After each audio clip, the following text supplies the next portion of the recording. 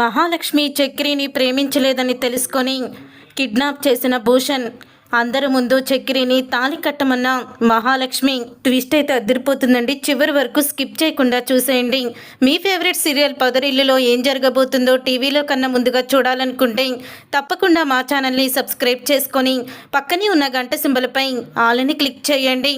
అందరి ముందు చక్రి చేత నిజంగానే మహాలక్ష్మి తాళి కట్టించుకుందా లేదా అనేది ఈ వీడియోలో తెలుసుకుందాం. మహాలక్ష్మి చక్రి కలవాలనుకునే వాళ్ళు తప్పకుండా వీడియోని లైక్ చేయడం మాత్రం మర్చిపోకండి. కానిస్టేబుల్ ద్వారా చక్రి గురించి నిజం తెలుసుకుంటుంది మహాలక్ష్మి.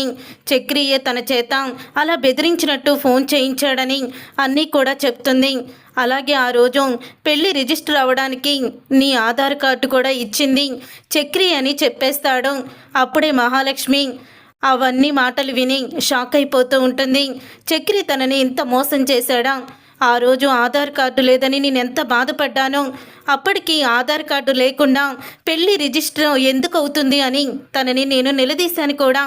అయినా సరే ఆ రోజు తను అసలు ఆధార్ కార్డు లేకుండా ఎలా రిజిస్టర్ చేశారో తెలియదని నాకు అబద్ధం చెప్పాడు. నన్ను ఇంత మోసం చేస్తాడా అని మొత్తం జరిగిందంతా కూడా తలుచుకుంటూ రోడ్డు మీద నడుచుకుంటూ వస్తూ ఉంటుంది మహాలక్ష్మి. చక్రి నన్ను మోసం చేశాడు అని చక్రి మీద అనుమానం పడుతూ ఉంటుంది మహాలక్ష్మి. అలా రోడ్డు మీద నడుచుకుంటూ వస్తూ ఉండగా విక్కీ కారులో వెళ్తాడు. ఇక మహాలక్ష్మిని చూసి, లక్కీ ఏంటి ఒంటరిగా నడుచుకుంటూ వస్తున్నావు అని అడుగుతూ ఉంటే, ఇంటికి వెళ్తున్నాను అని మహాలక్ష్మి అనడంతో నేను డ్రాప్ చేస్తాను అని విక్కీ కారు అయితే ఎక్కించుకుంటాడు మహాలక్ష్మిని. తర్వాత ఇంటి దగ్గర బర్త్డే డెకరేషన్ అంతా కూడా చేస్తూ ఉంటారు. మహాలక్ష్మి వచ్చేసరికి సర్ప్రైజ్ ఇద్దామని చక్రి వాళ్ళు డెకరేషన్ చేసి మహాలక్ష్మి కోసం ఎదురు చూస్తూ ఉండగా విక్కీ కారులో ఇంచి మహాలక్ష్మి దిగుతుంది.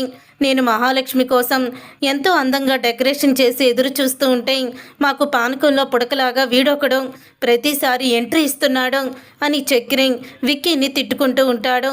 తర్వాత మహాలక్ష్మి లోపలికి వచ్చేసరికి ఇక మొత్తం డెకరేషన్ చూసి చాలా ఆనందపడుతూ ఉంటుంది. ఏంటి పెద్ద ఇదంతా అని అంటూ ఉంటే, నీకోసమేనమ్మా కేక్ అని మాధవ్ అనడంతో, నేనే డెకరేషన్ చేశానండి, కేక్ కూడా నేనే తీసుకొచ్చాను అని చక్రి అయితే చెప్తూ ఉంటాడు. చక్రి వైపు కోపంగా చూస్తుంది మహాలక్ష్మి. ఇదేంటి నా వైపు కోపంగా చూస్తుంది అని అనుకుంటూ ఉంటాడు చక్రి. తర్వాత కేక్ కట్ చేశాక సెలబ్రేషన్స్ అయిపోతాయి. అప్పుడే మహాలక్ష్మి చక్రితో ఇలా అంటుంది, మనం బయటికి వెళ్దాము, మీతో నేను పర్సనల్గా మాట్లాడాలి అని చెప్తూ ఉంటుంది. అప్పుడే చక్రి కూడా నాతో పర్సనల్గా మాట్లాడాలంటే ఏదో ముఖ్యమైన విషయమే అయి ఉంటుందని చక్రి మహాలక్ష్మితో పాటు బయటికి వస్తాడు. వచ్చిన తర్వాత మహాలక్ష్మి మౌనంగా ఉంటుంది. అప్పుడే చక్రి తన మనసులో ఉన్న మాటని చెప్పేద్దామని ప్రయత్నిస్తూ, మీతో ఒక విషయం చెప్పాలి మీరంటే అని చెప్పబోతూ ఉంటాడు. అప్పుడే మహాలక్ష్మి, మీరు నన్ను ఇంత మోసం చేస్తారని నేను అనుకోలేదు అని అంటూ ఉంటుంది. ఆ మాట విని చక్రి, నేను మిమ్మల్ని మోసం చేయడం ఏంటి అని అడుగుతూ ఉంటాడు. మీరు నన్ను మోసం చేశారు, నేను కానిస్టేబుల్ని కలిశాను, మొత్తం నిజాలన్నీ బయటికి వచ్చాయి, కానిస్టేబుల్ చేత ఫోన్ చేయించింది మీరే కదా అని అంటూ ఉంటుంది మహాలక్ష్మి. అప్పుడే చక్రి షాక్ అయిపోతూ ఉంటాడు. ఆ రోజు పెళ్లి రిజిస్ట్రేషన్ ఎలాగైంది, ఆధార్ కార్డు లేదు కదా అని మిమ్మల్ని అడిగినప్పుడు ఏమో తెలియదని నాతో అబద్ధం చెప్పారు, కానీ నా ఆధార్ కార్డు మీ దగ్గరే ఉంది. ఆ ఆధార్ కార్డు లేకే కదా నేను ఎంత ఇబ్బంది పడ్డానో, నాకు జాబ్ రాక సెల్ ఫోన్లో సిమ్ కూడా వేయనన్నారు, ఆధార్ కార్డు లేక చాలా ఇబ్బంది పడ్డాను. ఆ ఇబ్బంది అంతా కూడా చూశారు. అంటే కావాలని నన్ను పెళ్లి చేసుకొని నన్ను మోసం చేశావు. ముందు నుంచి నువ్వు నన్ను పెళ్లి చేసుకునే ఉద్దేశంలో ఉన్నావు. అందుకని నా ఆధార్ కార్డు అవన్నీ కూడా నీ దగ్గరే ఉంచుకొని నా దగ్గర అబద్ధాలు చెప్పి నన్ను మోసం చేస్తావా? నువ్వింత మోసగాడవని నేను అనుకోలేదు అని అంటూ మహాలక్ష్మి కాలర్ పట్టుకొని నిలదీస్తూ ఉంటుంది చక్రిని. అప్పుడే ఇక చక్రి, మహాలక్ష్మి గారు మీరు ఆవేశపడకండి, నేను చెప్పింది వినండి. మీ ఆధార్ కార్డు నా దగ్గర ఉంది, అది నిజమే. మీ నాన్నగారు ఒకరోజు జిరాక్స్ తీసుకురమ్మంటే ఆ రోజు ఆధార్ కార్డు నా దగ్గరే ఉంచేసుకున్నాను. అప్పటి నుంచి నా దగ్గరే ఉండిపోయింది. తర్వాత మళ్ళీ ఆధార్ కార్డు నా దగ్గర ఉందంటే మీరు ఎక్కడ ఇంట్లో నుంచి వెళ్ళిపోతారని భయమేసి చెప్పలేదంతే తప్ప మిమ్మల్ని మోసం చెయ్యాలని కాదు అని అంటూ ఉంటాడు చక్రి. చక్రి అలా అన్న తర్వాత అప్పుడే ఇక మహాలక్ష్మి, ఏంటి నువ్వు కావాలని ఇదంతా చేసి మళ్ళీ ఏమీ తెలియనట్టు నటిస్తున్నావా? అసలు నిన్ను పెళ్లి చేసుకునే ఉద్దేశమే లేదు నాకు. ఆ భూషణ్ దగ్గర నుంచి ఆ పెళ్లి నుంచి తప్పించుకోవడానికి ఈ పెళ్లి నాటకం ఆడాము. లేకపోతే మన ఇద్దరం ఏమీ ప్రేమించుకోలేదు. నువ్వంటేనే నాకు ఇష్టం లేదు అని చెప్తుంది మహాలక్ష్మి. ఆ మాట విని చక్రి షాక్ అయిపోతూ ఉంటాడు. వీళ్ళిద్దరూ మాట్లాడుకోవడం అటుగా కారులో వెళ్తున్న భూషణ్ అయితే చూసి ఆగి వీళ్ళ మాటలు విని షాక్ అయిపోతూ ఉంటాడు. మహాలక్ష్మి, ఇప్పటి వరకు నువ్వు చక్రిని ప్రేమించి పెళ్లి చేసుకున్నావని అనుకున్నాను, కానీ నా నుంచి తప్పించుకోవడానికి, నాతో పెళ్లి క్యాన్సిల్ అవ్వడానికి వాడితో పెళ్లి నాటకం ఆడావని నేను తెలుసుకోలేకపోయాను అని భూషణ్ దూరంగా ఉండి కోపంతో రగిలిపోతూ ఉంటాడు మహాలక్ష్మి మీద.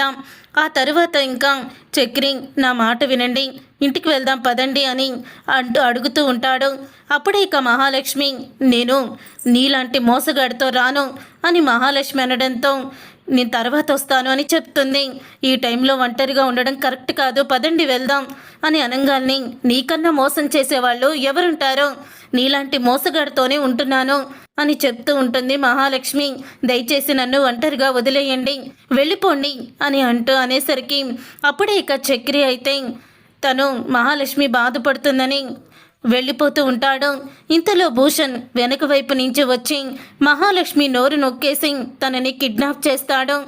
మహాలక్ష్మి వెనకాలే వస్తుందా లేదా అని వెనక్కి తిరిగి చూస్తాడు చక్రి. అప్పుడే భూషణ్ కిడ్నాప్ చేసి తీసుకువెళ్ళిపోతూ ఉంటాడు. మహాలక్ష్మిని అలా తీసుకువెళ్ళిపోతూ ఉండడం చూసి వెనకాలే ఇక ఫాలో అవుతూ అయితే వెళ్తాడు చక్రి. తర్వాత మహాలక్ష్మిని ఒక కుర్చీలో కూర్చోబెట్టి కాళ్ళు చేతులు కట్టేస్తాడు భూషణ్. కాళ్ళు చేతులు కట్టేసి, ఎంత మోసం చేసావు, ఇన్ని రోజులు ఆ చక్రీగాడిని నువ్వు ప్రేమించి పెళ్లి చేసుకున్నావని అనుకున్నాను, కానీ నన్ను పెళ్లి చేసుకోవడానికి వాణ్ణి వంక పెట్టుకొని పెళ్లి నాటకం ఆడావని నేను అస్సలు కూడా ఊహించలేదు అని చెప్తూ ఉంటాడు. అప్పుడే ఇక మహాలక్ష్మి మౌనంగా ఉంటుంది. మహాలక్ష్మి మెడలో తాళి చూసిన భూషణ్ ఇక ఆ తాళి తెంపేస్తాడు. ఇక తాళి తెంపేస్తే మహాలక్ష్మి ఒక్కసారి షాక్ అయిపోతూ ఉంటుంది. అసలు ఇది పెళ్ళే కానప్పుడు ఆ తాళికి విలువే లేదు, ఇప్పుడు నేను కట్టే తాళికే విలువ అని వెంటనే తన జేబులో నుంచి తాళి తీస్తాడు. అప్పుడే ఇక చక్రి అయితే ఎంట్రీ ఇస్తాడు. ఇక చక్రి ఎంట్రీ ఇవ్వడంతో ఇక రౌడీలు చక్రిని పట్టుకుంటారు. అప్పుడే భూషణ్ చక్రి దగ్గరికి వెళ్ళి, నీకు నాకు ఎటువంటి శత్రుత్వం లేదు, అసలు నువ్వంటేనే అసహించుకునే మహాలక్ష్మి కోసం నువ్వెందుకు ప్రాణత్యాగం చేస్తావో, వెళ్ళిపో ఇక్కడి నుంచి అని అంటూ ఉంటాడు భూషణ్. ఆ మాట విని అప్పుడే ఇక చక్రి, మహాలక్ష్మి గారికి నేను ఇష్టం లేకపోవచ్చు, తను నన్ను అసహించుకోవచ్చు, కానీ తనంటే నాకు ప్రాణం. నువ్వు పెళ్లి నీతో పెళ్లి కుదరక ముందు నుంచి కూడా నేను తనని ఇష్టపడ్డాను, కానీ నా మనసులో మాటని నేను తనకి చెప్పలేకపోయాను. తనకి నేను ఇష్టమున్నా లేకపోయినా నేను మాత్రం తన కోసం ప్రాణాలిస్తాను అని చక్రి అయితే చెప్తాడు. అప్పుడే ఇక భూషణ్ అయితే చక్రిని కొట్టబోతుండగా ఇక చక్రి ఫైట్ చేసి వాళ్ళందరినీ చితకబాది మహాలక్ష్మిని కాపాడి ఇంటికి తీసుకొస్తాడు. తీసుకొచ్చిన తర్వాత ఈ విషయం అంతా కూడా తెలుసుకున్న మహాలక్ష్మి తండ్రి అయితే వస్తాడు. వచ్చి, అమ్మ మహాలక్ష్మి, వాడు ఇలాంటి వాడని తెలీదమ్మా, ఇక భూషణ్ని పెళ్లి చేసుకోమని నేను అడగను, మీది కూడా అబద్ధపు పెళ్ళేనంట కదా, ఈ పెళ్లి నుంచి తప్పించుకోవడానికే నువ్వు పెళ్లి నాటకం ఆడావంట కదా, పదమ్మా ఇంటికి వెళ్ళిపోదాం మహా అని ప్రతాప్ అనడంతో అప్పుడే ఇక మహాలక్ష్మి, నేను రాను అని అంటూ ఉంటుంది.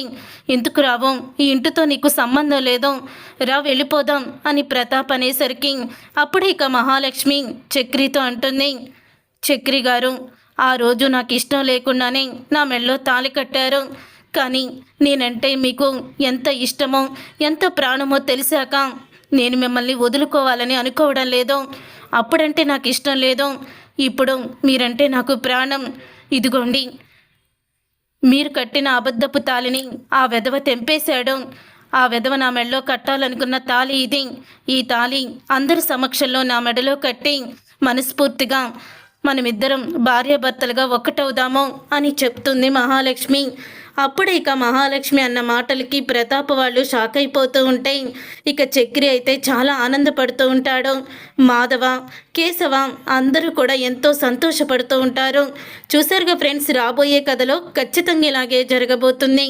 మరి ఇలాగే జరిగి మహాలక్ష్మి చక్రి ఒకటవ్వాలని కోరుకునే వాళ్ళు తప్పకుండా వీడియోని లైక్ చేసి ఛానల్ని సబ్స్క్రైబ్ చేసుకొని పక్కనే ఉన్న గంట సింబల్పై ఆలని క్లిక్ చేయండి.